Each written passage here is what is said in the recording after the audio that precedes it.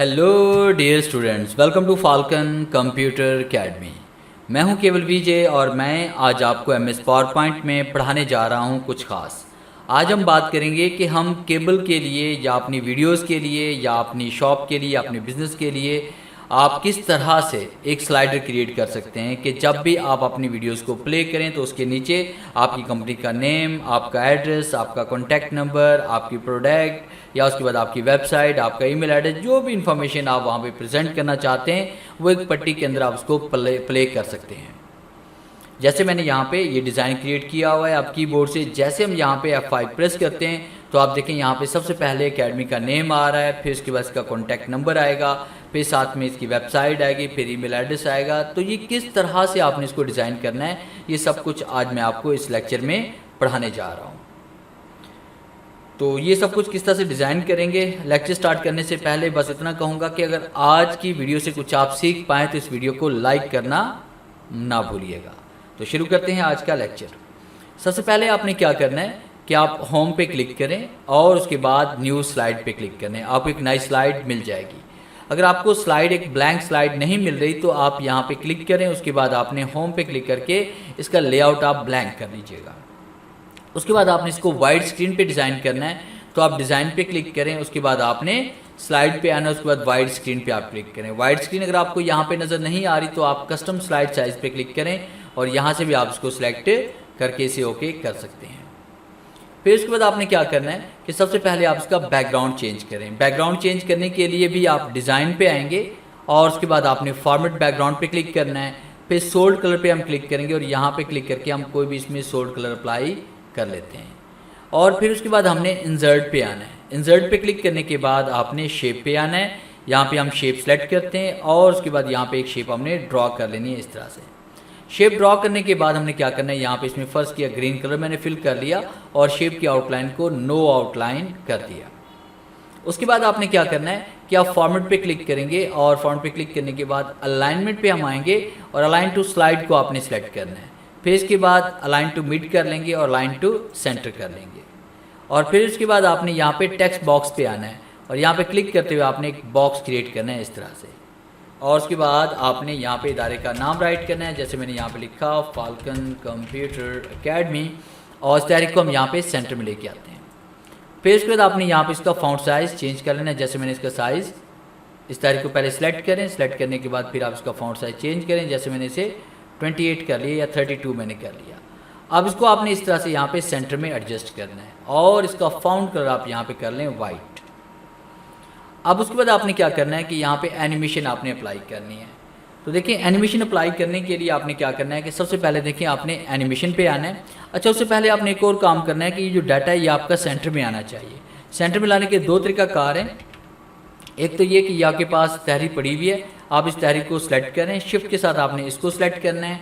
फिर इसके बाद आप आएंगे फॉर्मेट पे और आपने अलाइनमेंट पे आना है। अलाइनमेंट पे क्लिक करने के बाद अलाइन सिलेक्टेड ऑब्जेक्ट है, अलाइन टू मिड कर लें और उसके बाद आप कर लें अलाइन टू सेंटर। ये सेंटर में डाटा आ जाएगा। फिर आपने क्या करना है, अलाइन टू स्लाइड करके आपने अलाइन टू मिड कर लेना है ताकि तहरीर बिल्कुल पेज के सेंटर में आ जाए। फिर आपने यहाँ पे आउटसाइड पे आपने क्लिक करना है। आउटसाइड पे क्लिक करने के बाद फिर हम जाएंगे इसमें एनिमेशन पे और एनिमेशन पे जाने के बाद सबसे पहले जो एनिमेशन हम अप्लाई करेंगे वो कौन सी करेंगे, एंट्रेंस वाली करेंगे कि सबसे पहले ये टेक्स्ट आना चाहिए। तो कौन सा एनिमेशन यहाँ पे अप्लाई करने वाले हम, फ्लाई इन। फ्लाई इन पे आप क्लिक करेंगे।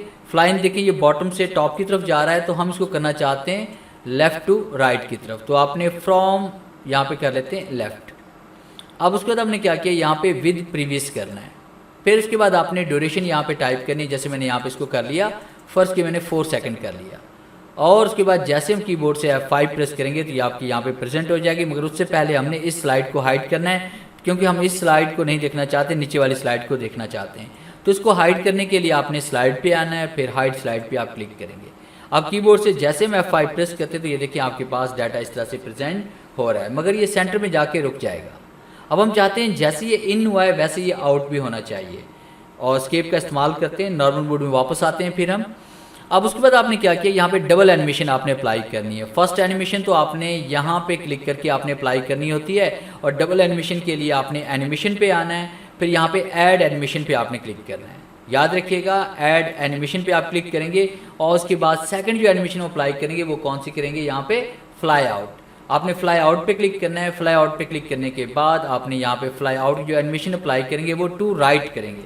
अब टू राइट करने के बाद फिर आपने यहाँ ऑन क्लिक पे आना है, फिर उसके बाद आफ्टर प्रीवियस पे हम क्लिक करेंगे और उस पर ड्यूरेशन इसकी भी हम यहाँ पे कर लेंगे 4 सेकेंड। जैसे हम 4 सेकेंड करेंगे, देखें इसमें डिले का टाइम आपने 0 ही रखना है। अब उसके बाद जैसे कीबोर्ड से F5 प्रेस करेंगे तो ये डाटा आपके पास इस तरह से प्रेजेंट होगा और उसके बाद बिना रुके ये आगे चला जाएगा। तो ये डबल एनिमेशन का कमाल था कि फर्स्ट में हमने क्या करना है कि यहाँ पे एनिमेशन जो अप्लाई करेंगे वो इन वाली करेंगे और सेकंड में आउट वाली करेंगे। अब उसके बाद हमने क्या करना है कि यहाँ पे ये जो डाटा हमने यहाँ पे राइट किया है इसकी हमने कॉपी क्रिएट करनी है। तो कॉपी क्रिएट करने के लिए हमने क्या करना है, मैं सबसे पहले ये बाकी यहाँ पे जो पैनल इनको ऑफ कर लेता हूँ। तो यहाँ पे कमांड हमारे पास होती है और आउटलाइन पे क्लिक करने के बाद आपने फिर यहाँ पे इसमें आना है फॉर्मेट के ऊपर और यहाँ पे एक और बॉक्स आप ओपन करेंगे यहाँ पे सिलेक्शन पैनल का। अब ये आपके पास 2 बॉक्सेस हैं, एक तो हमारे पास ये नीचे वाला बॉक्स था और एक हमारे पास ये ऊपर वाला बॉक्स है जिसके अंदर हमने टेक्स्ट राइट किया हुआ है। ऊपर वाले बॉक्स को हम सेलेक्ट करेंगे, कंट्रोल C कर लेना, इसे कॉपी करेंगे, कंट्रोल C कर लें या फिर आप होम पे क्लिक करें और उसे कॉपी कर लें। अब आपने इस बॉक्स को ऑफ कर देना है क्योंकि ये हमारे पास यहाँ पे इतनी एनिमेशन अप्लाई हो चुकी है जिसके अंदर हमने अकेडमी का नेम राइट किया था। अब दूसरे में हम यहाँ पे राइट करने वाले हैं कॉन्टैक्ट नंबर। तो दोबारा हम यहाँ पे पेस्ट पे क्लिक करते हैं, कॉपी इसकी बन जाएगी और उसको उठाकर इस तरह से सेंटर में लेके आना है। डबल क्लिक करते हैं और यहाँ पे हम टाइप करते हैं, जैसे कि मैंने यहाँ पे टाइप कर लिया कॉन्टैक्ट अस हम कर लेते हैं और शिफ्ट कॉलन टाइप करते हैं +92 एंड 300 और उसके बाद मैं XYZ कुछ भी इसमें कॉन्टैक्ट नंबर राइट कर लेता हूँ। अब उसके बाद मैंने क्या किया, फिर दोबारा से मैंने टेक्स्ट बॉक्स के अंदर से सेकंड एनिमेशन को भी ऑन कर लिया। अब कीबोर्ड से हम F5 प्रेस करते हैं तो सबसे पहले इसमें एकेडमी का नेम आएगा, फिर उसकी बैक साइड पे यहाँ पे कॉन्टैक्ट नंबर भी शो हो जाएगा इस तरह से। तो है ना ये आसान कि एक एनिमेशन अप्लाई करने के बाद दूसरी एनिमेशन को कितनी आसानी के साथ हम इसमें अप्लाई कर सकते हैं। एस्केप का इस्तेमाल करते हैं, फिर वापस आते हैं, फिर आपने क्या करना है, यहाँ पे इन दोनों बॉक्सेस को आपने क्लोज कर लेना है। आपने जो कॉपी किया होता है डाटा फिर हम उसको यहाँ पे पेस्ट कर लेते हैं और दोबारा से हम उसको यहाँ पे सेंटर में लेके आते हैं और उसके बाद यहाँ पे हम वेबसाइट टाइप करते हैं, जैसे मैंने टाइप किया www.falconryk.com और फिर उसके बाद हम तीनों बॉक्सेस को दोबारा से ऑन करते हैं और कीबोर्ड से F5 प्रेस करते हैं। तो आप देखिए यहाँ पे फाल्कन कंप्यूटर अकेडमी भी आ रहा है, साथ में कॉन्टैक्ट नंबर भी आएगा और साथ में आपकी वेबसाइट भी यहाँ पे प्रेजेंट होगी। और उसके बाद लास्ट में हम यहाँ पे टाइप करेंगे थैंक्स फॉर वॉचिंग। तो हमने क्या करना है, इन तीनों बॉक्सेस को फिर से हमने क्लोज कर लेना है। पे कीबोर्ड से कंट्रोल V प्रेस करेंगे और इसको यहाँ से हम सेंटर में लेके आएंगे, डबल क्लिक करते हैं और उसके बाद हमने यहाँ पे टाइप कर लिया थैंक्स फॉर वॉचिंग। और उसके बाद हमने क्या किया, इन सारों को फिर दोबारा से हम इसको ऑन करते हैं, फिर उसके बाद आपने F5 प्रेस करें और इस तरह से अब जितना चाहे डाटा इसे कॉपी करके आप बार बार उसके ऊपर राइट करते रहें क्योंकि एनिमेशन वही रहेंगी, बार बार वैसा इफेक्ट आपका अप्लाई होगा और ये तहरीर आपकी इस तरह से प्ले होती जाएगी।